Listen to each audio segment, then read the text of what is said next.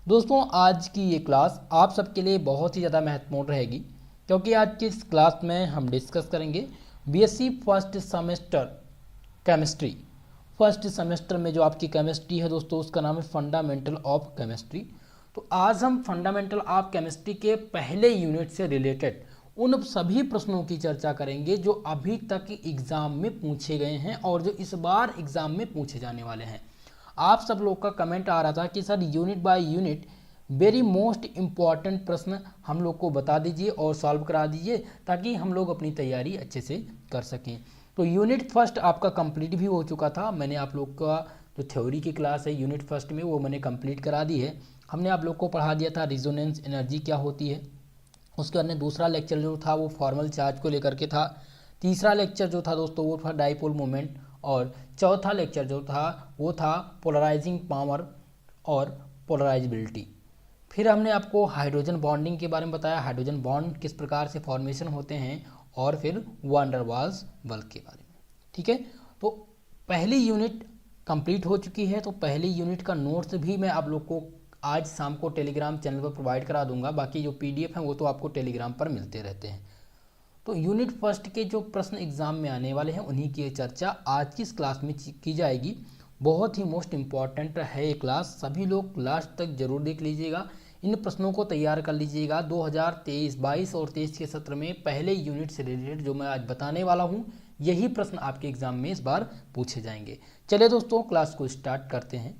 जोरदार तरीके से सभी लोग क्लास को शेयर कर दीजिए, और जो भी हमारे साथ पहली बार जुड़ रहे हैं चैनल को सब्सक्राइब जरूर कर लीजिएगा, बेल आइकन को प्रेस कर ले ताकि क्लास का नोटिफिकेशन आपको मिलता रहे। तो यूनिट फर्स्ट जो आपकी है दोस्तों फंडामेंटल ऑफ केमिस्ट्री में, जो आपकी यूनिट फर्स्ट है उसका नाम है molecular polarity and B chemical forces. तो molecular polarity and B chemical forces में आज हम सबसे पहले डिस्कस करते हैं कि जो वेरी शॉर्ट टाइप क्वेश्चन पूछे जाते हैं वो कैसे पूछे जाते हैं। वेरी शॉर्ट टाइप क्वेश्चन जो पूछे जाते हैं दोस्तों वो 50 शब्द में इसका आंसर लिखना होता है, और प्रत्येक क्वेश्चन 2 नंबर के होते हैं। ठीक है, तो हम देखेंगे कि जो पहली यूनिट से रिलेटेड कौन सी वो प्रश्न है जो वेरी शॉर्ट टाइप क्वेश्चन में पूछे गए थे। तो पहला प्रश्न जो पूछा जाएगा वो पूछा जाएगा what is resonance and resonance energy. ये प्रश्न हर यूनिवर्सिटी में पूछा जा चुका है। तो रिजोनेंस क्या है और रिजोनेंस एनर्जी, इन दोनों टॉपिक को आपको तैयार करना है, ये आपके एग्जाम में पूछा जाएगा। ओके, तो रिजोनेंस एनर्जी के बारे में बताइए, रिजोनेंस क्या होता है। सभी लोग को पता है, मैंने आप लोग को पढ़ा दिया है कि रिजोनेंस वह चीज़ है जैसे कि कोई भी मान लिया मॉलिक्यूल है, उसके गुणों की व्याख्या, जैसे कि मैं बता दूं H2O। ठीक है, अब इसका मैंने स्ट्रक्चर बना दिया। ठीक है, अगर स्ट्रक्चर बना दिया तो एक नहीं, इसका कई स्ट्रक्चर बन सकता है। लुईस डॉट स्ट्रक्चर के द्वारा हमें पता चलता है। तो कम से कम एक ही यौगिक के भिन्न भिन्न संरचना हो सकती हैं, और उन्हीं भिन्न भिन्न संरचना को समझने के लिए रिजोनेंस आया था। जैसे कि बेंजीन आप लोग देखते हैं, एक बेंजीन कैसे लिखी जाती है, ऐसे एक बेंजीन बनती है ना, यहाँ पर रिंग होता है। एक बेंजीन आपने देखा होगा इस प्रकार से बनती है ना। अब देखिए 2 संरचना हो गया लेकिन चीज एक ही है। तो कहने का मतलब यह है अनुनाद यौगिक के अणु की संरचना यौगिक के गुणों की व्याख्या करने में सक्षम होती है। कभी कभी किसी यौगिक के जो अणु होते हैं दोस्तों, उनकी इलेक्ट्रॉनिक संरचना उनके समस्त गुणों की, यानी उनका जो समस्त गुण है उनको प्रदर्शित नहीं कर पाते हैं। यानी कि ये संरचना हो सकता है इसके गुण को ना प्रदर्शित कर रहा हो, ये प्रदर्शित कर रही हो। तो ऐसी स्थिति में अणुओं की अन्य संभव इलेक्ट्रॉनिक संरचना प्रस्तुत की जाती है। ठीक है, तो ये जो अणु संरचना होती है वो ये वास्तविक संरचना नहीं होती है। तो इन्हीं संरचना को ज्ञात करने के लिए हम क्या करते हैं, रिजोनेंस का प्रयोग करते हैं। तो रिजोनेंस इसी को कहते हैं। ठीक है, और रिजोनेंस एनर्जी अगर पूछा जाए ऊर्जा क्या है, तो आप ऊर्जा बता सकते हैं। मैंने आप लोग को बता दिया था कि अनुनाद में योगदान करने वाली संरचना में सबसे कम ऊर्जा वाली संरचना, अर्थात जैसे कि आप कह सकते हैं कि जो सबसे अस्थायी संरचना और ऊर्जा और वास्तविक अणु या आयन अर्थात अनुनाद संकर की जो ऊर्जा का अंतर अनुनाद है उसी को क्या कहते हैं, रिजोनेंस एनर्जी कहते हैं। तो इसका मैं कंप्लीट पीडीएफ भी दे दूंगा, तो वहाँ से आप लोग देख लीजिएगा। जिनको रिजोनेंस नहीं पता है वो लोग जा करके एक बार थ्योरी की क्लास अवश्य देख लें, आपकी समझ में आ जाएगा। ओके, बहुत ही अच्छे से हमने डिफाइन कर दिया, बहुत ही अच्छे से बता दिया था वो टॉपिक को, देख लीजिएगा। क्वेश्चन नंबर अब हम 2 देखते हैं। प्रश्न नंबर 2 जो शॉर्ट टाइम में पूछा जाएगा, why H2O is a liquid. क्यों H2O जो है वो लिक्विड है, लेकिन इसी के कंपेरिजन में H2S गैस है, इसका क्या कारण है ये आपको बताना है। इसका क्या कारण है दोस्तों, जो H2O है वो गैस है, वो लिक्विड है, लेकिन H2S क्यों गैस है। दोस्तों जो H2O है यानी कि water is a liquid, water is a liquid where as H2S is gas. This is due to fact of account of high electronegativity. ये हाई H2O के पास क्या होती है दोस्तों, इसके पास क्या है, इलेक्ट्रोनेगेटिविटी है या नहीं, इसके पास इलेक्ट्रोनेगेटिविटी है या नहीं, कमेंट करके जल्दी से बताइए सभी लोग। ठीक है, इस प्रश्न को यहीं पर समझना है दोस्तों, H2O क्यों लिक्विड है और H2S गैस क्यों है। तो ये इसलिए है दोस्तों, this is due to the fact of an account of high electronegativity and small atomic size of oxygen. ठीक है, यानी कि हाई इलेक्ट्रोनेगेटिविटी, ऑक्सीजन के पास क्या है, अधिक इलेक्ट्रोनेगेटिविटी है और इसके पास स्मॉल एटॉमिक साइज है, इसी कारण जो H2O है वो लिक्विड है और H2S क्या है, गैस है। ओके, तो ये आप लिख सकते हैं। क्वेश्चन नंबर 3 है कि out of the given molecule which of them will have zero dipole moment. आपको बताना है, दिया गया है कि इन सभी में से किसके पास जीरो डाइपोल मोमेंट होगा। CO2 कार्बन डाइऑक्साइड कैसे बनता है भैया, जल्दी से आप लोग बता दीजिए। अब आपको बताना है कि क्या इसके पास जीरो डाइपोल मोमेंट होगा, इसके पास डेल प्लस आएगा, यहाँ पर डेल माइनस, क्या इसका डाइपोल मोमेंट जीरो होगा, बिल्कुल होगा। आप देख रहे हैं कि जो इलेक्ट्रोनेगेटिविटी का डिफरेंस है वो इधर आ रहा है, इलेक्ट्रोनेगेटिविटी का डिफरेंस क्या है, अब यहाँ पर प्लस माइनस माइनस से कैंसिल हो रहे हैं, इसका डाइपोल मोमेंट कितना आ रहा है, जीरो आ रहा है। डाइपोल मोमेंट निकालना मैंने आप लोग को बता दिया है, तो बहुत ही अच्छे से इस प्रश्न को देख लीजिए। हर एग्जाम में, हर यूनिवर्सिटी में ये प्रश्न पूछा गया है। अब दूसरा देखिए तो CH4 मीथेन को देख लेते हैं, CH4। अब देखिए हाइड्रोजन है यहाँ पर और ये C कार्बन। अब बताइए जो CH4 है इसका डाइपोल मोमेंट जीरो आएगा या नहीं, क्या ये पोलर है या नॉन पोलर, सभी लोग कमेंट करके बताइएगा। CH4 का डाइपोल मोमेंट क्या होगा और ये पोलर है या नॉन पोलर मॉलिक्यूल है। दोस्तों आप लोगों को मैं बता दूं कि सबसे मोस्ट इम्पॉर्टेंट जो है आपके चैप्टर में वो है पहला फॉर्मल चार्ज, दूसरा है हाइड्रोजन बॉन्डिंग, तीसरा है जो सबसे मोस्ट इम्पॉर्टेंट है दोस्तों ऑब्जेक्टिव और रिटर्न दोनों पैटर्न के छात्र छात्राओं के लिए, डाइपोल मोमेंट और पोलर एंड नॉन पोलर। कैसे आपको पता चलेगा कि NH4 यानी CH4 की ज्योमेट्री क्या होगी, SO2 की ज्योमेट्री क्या होगी, तो ये सबको जानने के लिए आपको डाइपोल मोमेंट का टॉपिक देखना होगा, जो मैंने आप लोग को बहुत ही अच्छे से बता रखा है, वो आप लोग देख लीजिएगा। पूरा का पूरा बेसिक से है दोस्तों, उसको आप देख लीजिए, प्लेलिस्ट दी गई है, ठीक है, प्लेलिस्ट में जा करके और वो वीडियो देख लीजिए। चलिए क्वेश्चन नंबर 4 है, इसी टाइप से क्वेश्चन पूछ लेगा दोस्तों, ध्यान रखिएगा, डाइपोल मोमेंट निकालने के लिए पूछे जाएगा, चाहे वो ऑब्जेक्टिव हो चाहे वो रिटन पैटर्न पर एग्जाम आपका हो, आएगा प्रश्न। ठीक है, क्वेश्चन नंबर 4 है, what is formal charge. Formal charge क्या होता है, calculate the formal charge at CH4 and NH3। औपचारिक आवेश इसे कहते हैं हिंदी में। फॉर्मल चार्ज को क्या कहते हैं दोस्तों, औपचारिक आवेश कहते हैं। तो औपचारिक आवेश निकालने के लिए आता है, मैंने इसका फॉर्मूला भी बता दिया है, बहुत ही आसान भाषा में मैंने समझा रखा है। ठीक है, तो आप लोग उस क्लास को, फॉर्मल चार्ज वाली क्लास पूरा का पूरा देख लीजिएगा, सेकंड लेक्चर है दोस्तों। ओके, समझ में आपके आ जाएगा। तीसरी बात, पोलराइजिंग पावर। पोलराइजिंग पावर आता है डिक्रीजिंग और इंक्रीजिंग ऑर्डर में बताने के लिए, तो वो भी मैंने आप लोग को बता दिया। पोलराइजिंग पावर का क्लास आप लोग जरूर देख लीजिएगा। चलिए, अब इतने ही प्रश्न आपके जो शॉर्ट में बनेंगे, 4 प्रश्न मैंने दिए हैं, यही शॉर्ट में आएगा, इससे अलग और कोई प्रश्न नहीं पूछा जाएगा। ठीक है, चलिए अब हम लॉन्ग प्रश्नों की बात करते हैं कि लॉन्ग और शॉर्ट टाइप, यानी अब लॉन्ग और शॉर्ट क्या है। शॉर्ट में दोस्तों वो प्रश्न पूछे जाते हैं जिनकी शब्द सीमा 200 शब्द होती है। 200 शब्द में इसका आंसर लिखना होता है। 7 नंबर का प्रत्येक प्रश्न, और किसी किसी यूनिवर्सिटी में 5 नंबर का होता है। यही प्रश्न लॉन्ग में अगर पूछ लिया जाएगा तो इसके लिए 10 नंबर मिलेगा, और इसका आंसर आपको 500 शब्दों में लिखना होगा। तो ये आपके शॉर्ट और लॉन्ग दोनों में पूछा जा सकता है, इसलिए मैंने शॉर्ट और लॉन्ग करके आप लोग को दिया है। ठीक है, तो शॉर्ट और लॉन्ग क्वेश्चन। पहला जो प्रश्न बनेगा what is Fazan rule. Fazan का नियम क्या है, एक्सप्लेन विद एग्जाम्पल।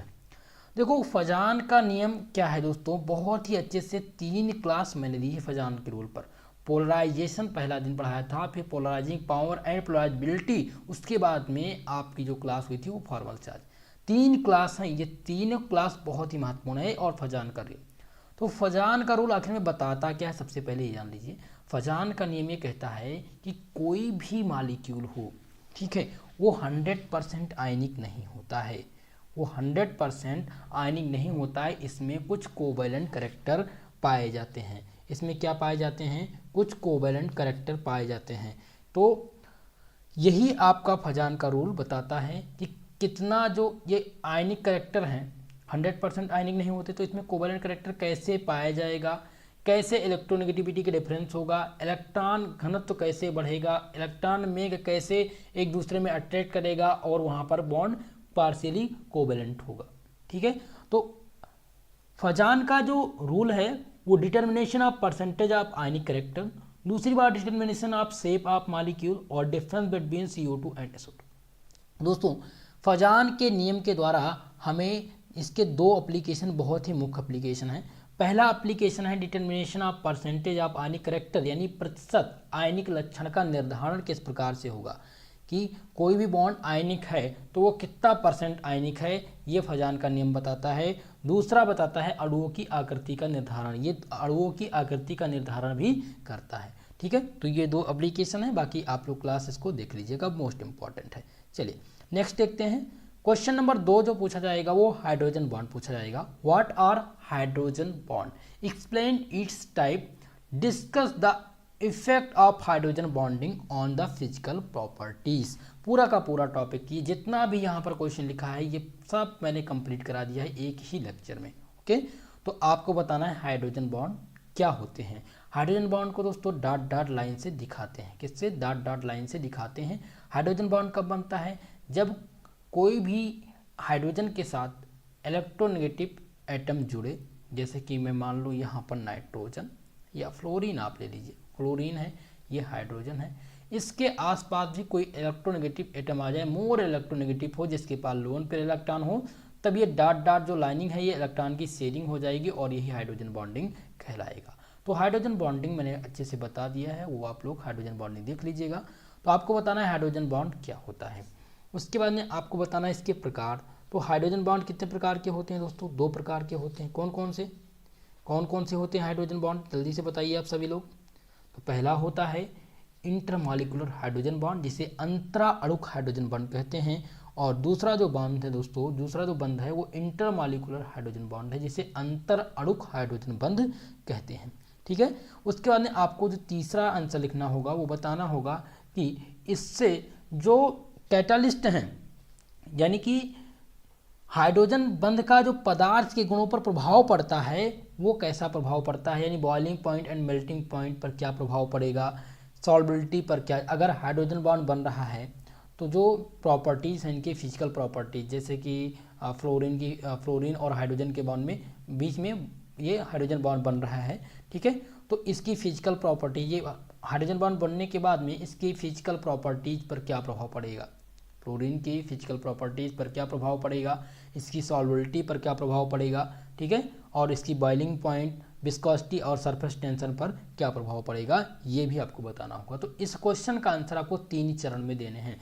पहला तो आप हाइड्रोजन बॉन्डिंग बताएंगे, दूसरा दोस्तों आप लोग बताएंगे इसके प्रकार यानी टाइप्स, तीसरा आंसर लिखेंगे effect on hydrogen bonding on the physical properties. आपको पूरा का पूरा नंबर मिलेगा। अगर आपने 400 शब्दों में भी उत्तर लिखा तो पूरा का पूरा नंबर आपको मिल जाएगा। बहुत ही मोस्ट इंपॉर्टेंट है, इस बात को आप लोग ध्यान रखिएगा। स्टेप बाय स्टेप आप लोग आंसर लिखिएगा, ठीक है। चलिए अब क्वेश्चन नंबर 3 देखते हैं।